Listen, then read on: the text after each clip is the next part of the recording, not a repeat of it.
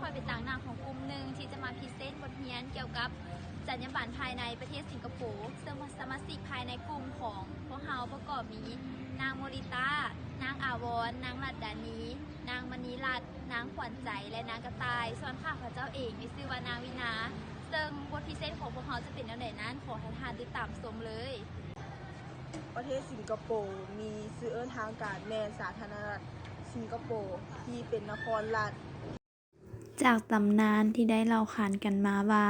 มีเจ้าชายแสงนีลาอุตตมาจากเมืองป่าเลมบังซึ่งเป็นเมืองหลวงแห่งอาณาจักรศรีวิไสได้เสด็จออกเดินทางไปล่าสัตว์และได้เห็นสัตว์ตนหนึ่งซึ่งพระองค์บ่เคยเห็นมาก่อนและพระองค์ได้ถือว่าเป็นลางดีพระองค์จึงได้ตั้งเมืองขึ้นมาจุดที่เห็นสัตว์ดังกล่าวและตั้งชื่อเมืองแห่งนี้ว่าเมืองสิงโตในสมัยนั้นเมืองแห่งนี้ปกครองโดยกษัตริย์แห่งเมืองสิงคโปร์ยุคบูฮานจำนวน5พระองค์ตั้งอยู่ตอนท้ายของแหลมมาเลและเป็นจุดนัดพบธรรมชาติของเส้นทางขนส่งทางน้ำจากบ่อนต่างๆจึงมีความเจริญรุ่งเรืองในฐานะศูนย์กลางทางการค้าสำหรับเรือสินค้าต่างๆเช่นเรือจีนเรือใบของพ่อค้าชาวอาหรับกำปั้นฮบโปรตุเกสและเรือใบของพ่อค้าจากเมืองบูคิดเกาะสุลาเวสีในปี 1959 กระแสชาตินิยมที่ทวีขึ้นทุกขณะได้นำไปสู่การปกครองตนเองและมีการจัดการเลือกตั้งขึ้นทั่วประเทศเป็นครั้งทำอิฐพรรคประชาชนปฏิบัติงาน PAP ชนะการเลือกตั้งครอบครองเสียงส่วนใหญ่ในสภาจำนวน 43 บนนั่งและท่านลีกวนยูก็ก้าวขึ้นมาเป็นนายกรัฐมนตรีคนทำอิฐของสิงคโปร์ต่อมาในปีคศ1963 ได้มีการก่อตั้งประเทศมาเลเซียซึ่งประกอบด้วยสหพันธ์รัฐมาเลยาสิงคโปร์ซาบารักและซาบาการเดินเกมการเมืองในครั้งนี้มีจุดประสงค์เพื่อกระชับความสัมพันธ์ระหว่างกันให้หนาแน่นขึ้นแนวใดก็ตามปรากฏว่าการรวบสิงคโปร์เข้าไปครั้งนั้นบ่สำเร็จและบ่ฮอด2 ปีต่อมาในวันที่9 เดือน 8 ปี 1965 สิงคโปร์ได้ปรากฏการแยกออกจากมาเลเซียและกลายเป็นประชาธิปไตยที่มีเอกราชและอธิปไตยอย่างสมบูรณ์แบบ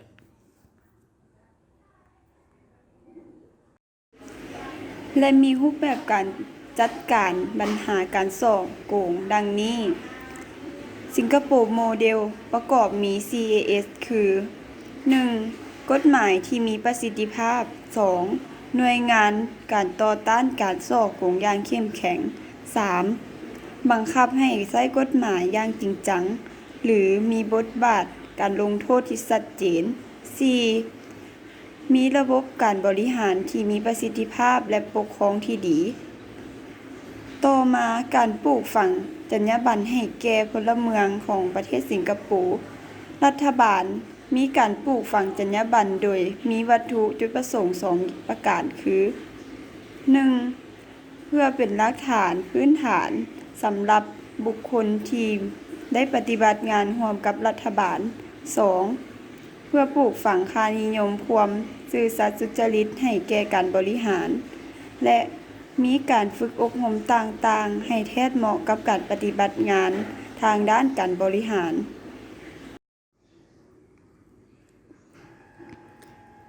ชนชาติมาลายูเมื่อศาสนาอิสลามจากตะวันออกกลางได้เผยแพร่อินเดียและอาซีตะวันออกเฉียงใต้โดยเฉพาะแม่นดินแดนในหมู่เกาะการเข้ามาของอิสลามมีผลโดยกงต่อคนในขงเขตนี้เนื่องจากว่าอิสลามแม่นลัทธิศาสนามันยากที่จะเชื่อมโยงเข้ากับศาสนาที่มีอยู่แล้วสังคมชาวมาลายูมีความผูกพันและเชื่อมโยงด้วยศาสนาอิสลามซึ่งนอกจากหลักคำสอนทางศาสนาแล้วยังถือเป็นแบบแผนในการดำรงชีวิตและศูนย์รวมจิตใจในหมู่ชาวมุสลิมด้วยกันการอพยพเข้ามาของชาวมาลายูส่วนใหญ่เพื่อแสวงหาโอกาสในการเฮ็ดเวียกที่ดีขึ้นในช่วงศตวรรษที่ 14 จะเป็นเกาะน้อยๆแต่ตั้งอยู่ในจุดยุทธศาสตร์ที่สำคัญซึ่งแห่งนี้ก็ได้รับการตั้งชื่อใหม่จากตำนานที่ได้เล่าขานกันมาและ ได้ตั้งเมืองแห่งนี้ชื่อว่าเมืองสิงโตสิงคโปร์ยุคใหม่ได้รับการสร้างตั้งขึ้นในศตวรรษที่ 19 ย้อนการเมืองและการค้าสิงคโปร์ในขณะนั้นเป็นศูนย์กลางทางการค้าที่กำลังรุ่งเรืองในแถบซองแคบมาละกาในปี 1959 มีการเลือกตั้งทั่วไปขึ้นเป็นครั้งทำอิฐซึ่งแมนทาลีกวนยูก้าวขึ้นมาเป็นนายกรัฐมนตรีคนทำอิฐของสิงคโปร์ปีคศ 1963 ได้มีการก่อตั้งประเทศมาเลเซียซึ่งประกอบด้วยสหพันธ์รัฐมาเลยาสิงคโปร์ซาวาลักและซาบามาฮอดวันที่ 9 เดือน 8 ปี 1965 สิงคโปร์ได้ปรากฏแยกออกมาจากมาเลเซียและกลายเป็นประชาธิปไตยที่มีเอกราชและอธิปไตยอย่างสมบูรณ์แบบ ประสบการณ์และการศึกษาในประเทศสิงคโปร์ประเทศสิงคโปร์เป็นประเทศที่บ่มีทรัพยากรธรรมชาติดังนั้นรัฐบาลจึงเน้นใส่ทรัพยากรมนุษย์และเน้นใส่การศึกษาเป็นหลักย้อนเหตุนี้ประเทศสิงคโปร์จึงเป็นอันดับหนึ่งของอาเซียนและเป็นอันดับต้นๆของโลกจากการศึกษาพบว่าประเทศสิงคโปร์มีแนวทางปฏิบัติที่ดีที่สามารถนำมาปรับใช้ในการสร้างเกณฑ์มาตรฐานคุณภาพดังนี้รัฐบาลสิงคโปร์มีความให้ความสำคัญหลายเนาะเกี่ยวกับการศึกษาและปลูกจิตสำนึกของประชาชนให้มีการพัฒนาแก่ประชาชนเพื่อสร้างจิตสำนึกด้านจรรยาบรรณและร่วมกันต่อต้านทุจริตส่อโกงส่งเสริมให้มีการเรียนรู้คุณธรรมจรรยาบรรณระดับรัฐบาลประเทศสิงคโปร์ให้ความสำคัญหลายเกี่ยวกับการศึกษาและปลูกฝังจิตสำนึกให้ประชาชนมีการพัฒนาระบบการศึกษาที่เป็นเลิศและยังให้ความรู้ข้อมูลข่าวสารให้แก่ประชาชนเพื่อสร้างจิตสำนึกด้านจรรยาบรรณและร่วมกันต่อต้านการทุจริตส่อโกงส่งเสริมการเรียนรู้คุณธรรมจรรยาบรรณระดับรัฐบาลมีหลักสูตรการศึกษาที่กำหนดคุณลักษณะของแรงงาน3อย่างคือผู้เรียนรู้ผู้สร้างสรรค์สังคมและบุคลิกภาพโดยภาพรวมเขาจะมีการเรียนรู้และจิตสอนวิชาการหน้าที่พลเมืองและจรรยาบรรณการศึกษาเน้นใส่เยาวชนให้มีคุณธรรมและจรรยาบรรณที่โดดเด่นมาวัฒนธรรมและความเชื่อถือประชาชนประเทศสิงคโปร์มีหลากหลายเชื้อชาติส่วนใหญ่ยึดถือวัฒนธรรมแบบดั้งเดิมเฮ็ดให้สิงคโปร์มีหลากหลายวัฒนธรรมทางด้านอาหารการนับถือการไหว้บูชาวิญญาณสิ่งศักดิ์สิทธิ์และความเชื่อถือในพระเจ้าที่แตกต่างกันออกไปคนจีนส่วนใหญ่จะบูชาเจ้าแม่กวนอิมบิดาแห่งความสุขอินดูแห่งความยุติธรรมรวมถึงเทพเจ้าจีนองค์อื่นๆขณะที่ชาวอินดูบูชาเทพเจ้าแห่งพระอินทร์พระอาทิตย์เป็นต้นความเชื่อวัฒนธรรมศาสนาและปรัชญาโดยพื้นฐานประเทศสิงคโปร์เป็นประเทศที่มีหลากหลายเชื้อชาติประกอบเป็น4กลุ่มหลักๆก็คือจีนมาลายูอินเดียและอื่นๆหนึ่งกลุ่มชนชาติจีนได้แบ่งออกเป็น2กลุ่มก็คือศาสนาพุทธปัจจุบันชาวสิงคโปร์ส่วนใหญ่เป็นชาวจีนต่างประเทศซึ่งเป็นชนเผ่าทำอิฐที่นำศาสนาพุทธมาเผยแพร่ในสิงคโปร์จนฮอดทุกมื้อนี้โดยมีการเฮ็ดกิจกรรมทางศาสนาอยู่ตลอดเช่นการเรียนการสอนและบรรยายให้ความรู้กับประชาชนตามวัดและศาสนา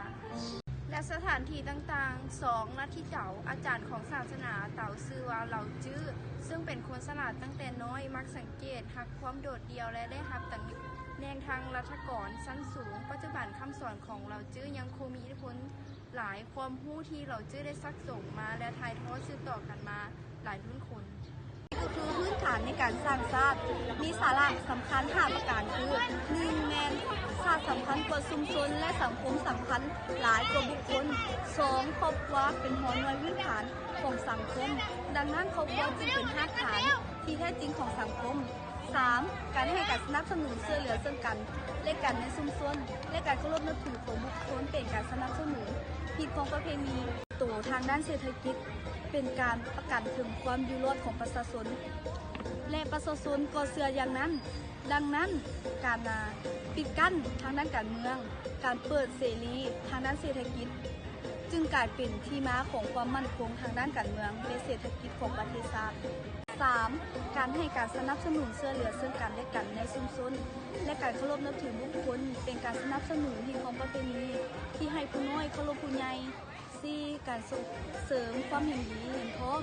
แต่บ่สร้างความขัดแย้งแสดงให้เห็นถึงความเพียบพร้อมต้องกันและกว่าการแข่งขันและการโต้วาที 5. การส่งเสริมประสานความกลมกลืนด้านเชื้อชาติศาสนาดังนั้นจึงต้องสร้างความสามัคคีระหว่างประชาชน